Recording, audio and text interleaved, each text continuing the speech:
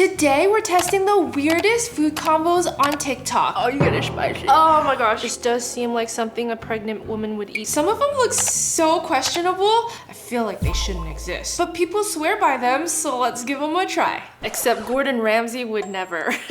Starting with this creme brulee grilled cheese. People in the comments were saying that looks amazing, but honestly, I think it looks kind of gross. But she starts off by cutting some soft challah bread. I have brioche, which is kind of the same thing. Let's cut some thick slices. Now she melts some butter into the pan and then builds her grilled cheese straight into the pan. Just smush it around in there. We add some cheddar cheese slices, some brie. This is gonna make it extra decadent. But as if that's not enough. And then it looks like she grates more cheese right onto the sandwich, closes it up, and then you're supposed to top it with some sweet cream so that it gives it this French toast texture. I just feel like there's way too much going on, but somebody said it looks like heaven. Let's see if it's time to flip. Oh, yes, it is. Well, the bread looks really good. Since this side was already smothered in butter, I'm not sure if I'm supposed to cover it in more cream or not, but I feel like this looks good. Now comes the fun part. She adds some sugar and then torches it until it's nice and brulee. She says it's like a sweet and savory combo that reminds her of a charcuterie board. The sugar does brulee quite nicely, but trying not to burn my bread is the challenging part.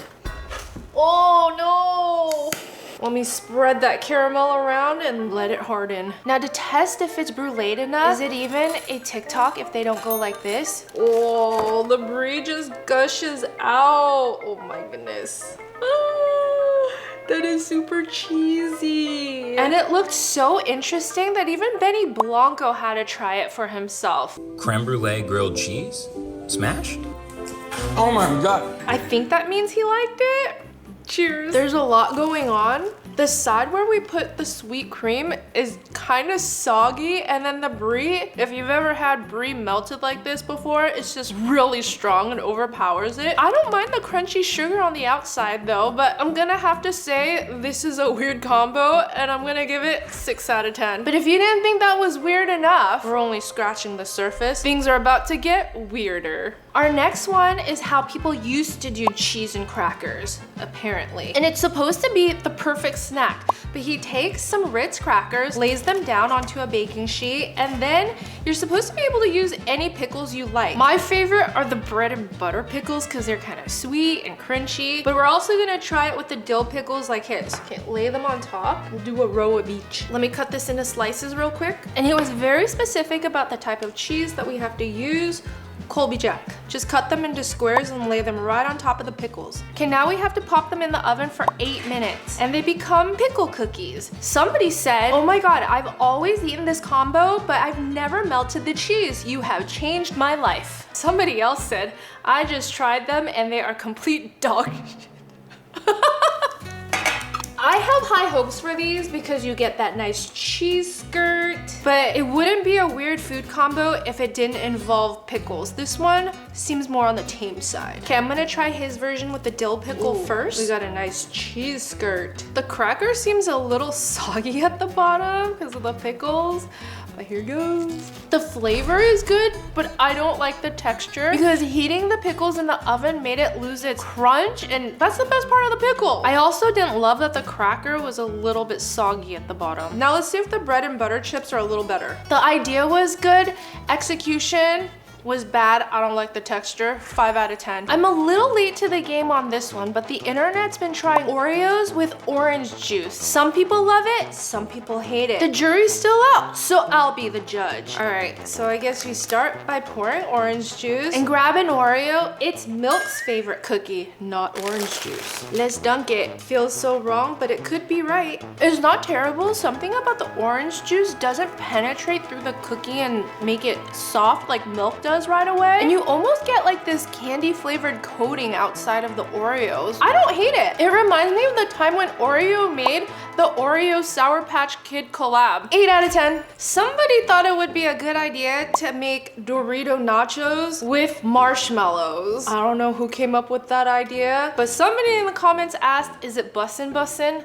I don't know, but we're about to find out. So we're supposed to add some Doritos to our plate and then top it with the marshmallows. So she added the mini marshmallows, but I only have the big kind. So I'm just gonna cut them in half and kind of layer it on top of the chips. And then microwave them until they're nice and melty. I couldn't find the regular kind, so I'm using spicy. I feel like that could work with sweet marshmallows. Whoa, the marshmallows are super puffy and we have full coverage of the chips with marshmallows. I feel like this could work. It's like eating candy with chips at the same time. Cheers.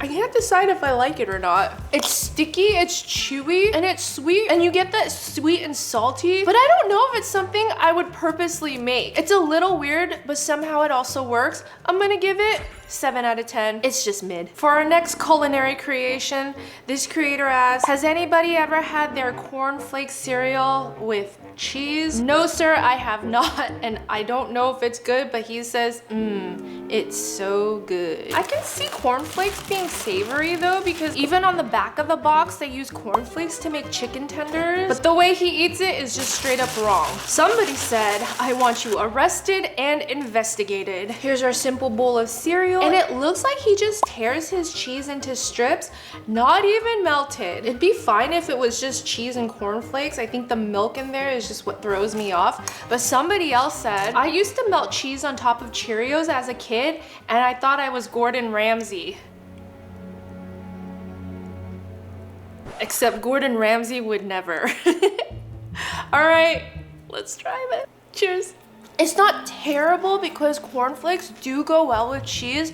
It's the milk and the texture that gets me. It's like eating crackers and swishing your mouth in with like milk at the same time. It's weird. This combo gets 5 out of 10. Oh, wait, after all that, I'm gonna need some real food. Like real food that actually tastes like a real meal. This is why I keep Factor delivered and in my fridge. The meals are fresh, never frozen, chef crafted, and dietitian approved, and you literally just heat and eat it in about 2 minutes. Everything looks so good. I think I'm gonna have this one today. So when I'm filming or just running around, cause you know, mom life, this takes the planning and the cleanup off my plate. Plus there's a ton of options each week, and I love that a lot of the meals have 30 grams plus of protein. Short rib au jus with potatoes and green beans.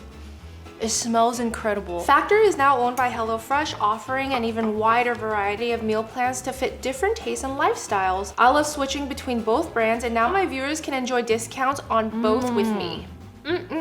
So tender. So head to factor75.com or click the link below and use code Honeysuckle FB50 to get 50% off your first Factor box plus free breakfast for 1 whole year. That's code Honeysuckle FB50 at factor75.com to get 50% off plus free breakfast for 1 whole year. The offer is only valid for new Factor customers with the code and qualifying auto-renewing subscriptions purchase. And just to make sure you get the code right, again, it's Honeysuckle FB50 at factor75.com for 50% off plus free breakfast for 1 year. Thank you to Factor for sponsoring this part of the video. And now we've entered the lightning round, where pairing certain foods with certain foods will make it taste like something entirely different. So we're gonna start off with apples and chips are supposed to taste like pizza. I don't know about this.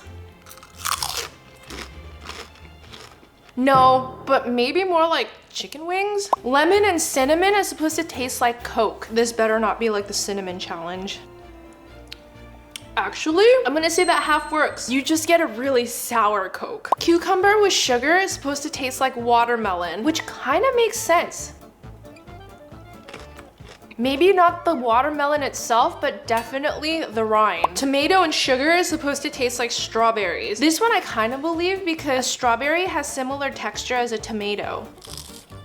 A tomato is more mushy, but when you add sugar, I actually like it. Not sure if it's a strawberry though. Banana with peanuts, supposed to taste like a Snickers bar. I've seen people make banana covered with peanut butter and chocolate and call it a Snickers bar, so this might work.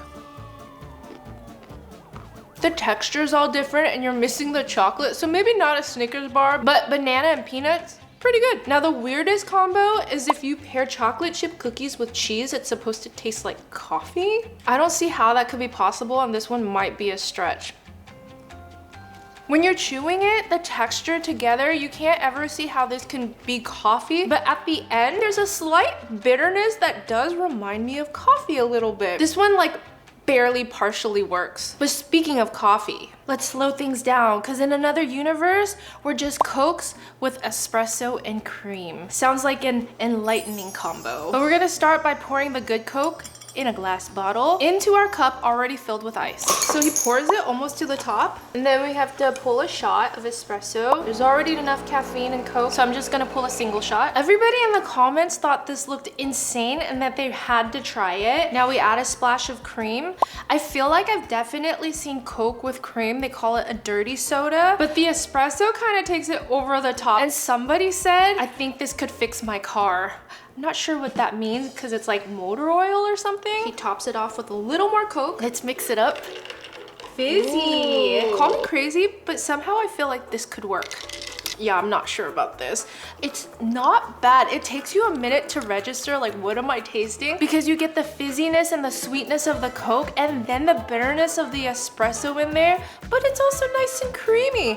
I don't hate it. Now I call that an energy drink. I'd actually try this again. 7 out of 10. Come to think of it, this wasn't that weird. So I'll take your Coke and raise you Cranberry. Apparently this is a thing where they called it cruspresso, like cranberry espresso. Exactly what it sounds like. Add in a shot of espresso, and I've even seen some people top it with sparkling water to make it more like a tonic. Apparently the tart acidity of the cranberries is supposed to balance out the bitterness of the espresso to be a nice smooth drink. Let's see. It's actually really good. Whoa, that's nice. I like it. I can see that being really refreshing on a hot summer day. Whoa! Between the dirty Coke espresso and the cranberry espresso, I think I like the cranberry a lot more. 9 out of 10. Our next weird food combo includes an onion, tuna, and cottage cheese. And while that might not seem very weird, it's how it's being eaten that is a little strange. It's our girl Courtney cooks, and you know how she loves her onion cups, so let's make those. She calls them onion chips. I'm using a sweet onion, and I realized the reason why she's able to eat so many onion cups is because she dunks them in ice cold water, she says, to take the edge off, which makes so much sense. And now I understand how she's able to raw dog it all the time. But somebody said, I love onions, but this would give me serious indigestion. That feels like it should be good enough. I don't know how long she soaks it in ice water for, but it's supposed to get crispy and lose a lot of that raw onion taste. So I'm just gonna leave it there for a while and make her tuna mixture. She starts by adding some cottage cheese and then a whole can of tuna, and then the most important ingredient, chili crisp, not the onion. Just gonna add a little bit. In my short time of watching her, I know she loves sweet potatoes, chili crisp, and onion cups. A little bit of Malden sea salt. And then before eating her tuna combo, she dries off her onion cups. Ooh, it is nice and crunchy. And then you just scoop it with the onion chip. She says if you think about it, these are just nature's Frito scoops, wouldn't you say? Whatever you say. Girl, what the helly? This is the magic right here. I don't taste onion at all. And while I don't love cottage cheese, this whole combo is not as bad as it looks. It would be a pretty interesting midnight snack. So I'm gonna give this 7 out of 10. Apparently, this is a family recipe that just hits for this creator, but everyone else thinks it's gross. It's basically rice with some chopped olives and tuna. Somebody said it's called goulash. But she starts off with some canned tuna. I'll open that up and drain it. Now we're gonna chop up some olives. She uses the green olives with pimento, but I personally love these olives stuffed with garlic. It gives it a nice crunch. It looks like she chops them up pretty small. Now let's assemble our rice bowl. Chopped olives, canned tuna. Let's mix it all up. It looks like cat food. But this should work. I love rice, I love tuna, and I love green olives separately. But how is it gonna taste together? Somebody said, pregnant me is getting dinner ideas. This does seem like something a pregnant woman would eat. It's actually pretty good. I think there's one thing that would make it better. A little bit of butter.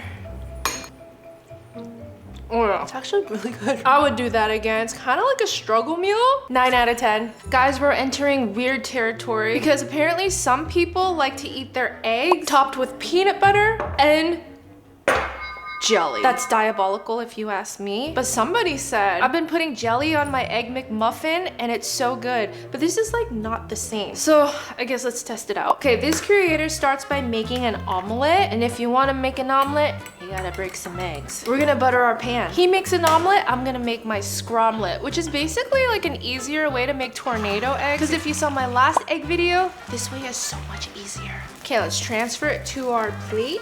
Maybe I'll do a little French omelet. Maybe I'll fold it over like this. Looks more like his. And this is the part where I really just don't trust him because now he adds little dollops of his favorite jam. I'm using blueberry, he used blackberry. And he says just little dollops, it doesn't have to be precise. I do know some people love grape jelly on their breakfast sandwiches though, so maybe this might work, but the peanut butter is where it gets really weird. And here's our peanut butter jelly egg. It doesn't look terrible. Somebody said, I'm gonna have to try this because I like when my maple syrup and jelly from my pancakes spread onto my eggs. And that kind of makes sense, but I still don't know. Let's try this. Keto PBJ.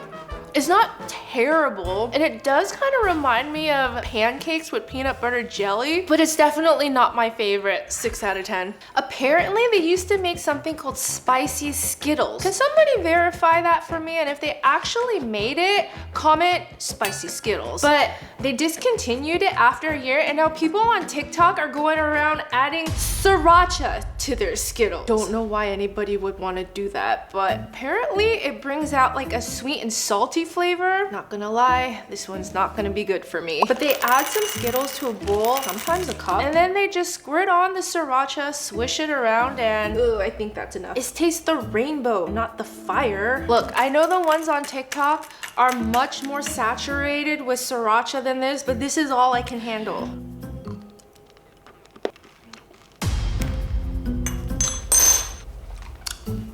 Oh, you get it spicy.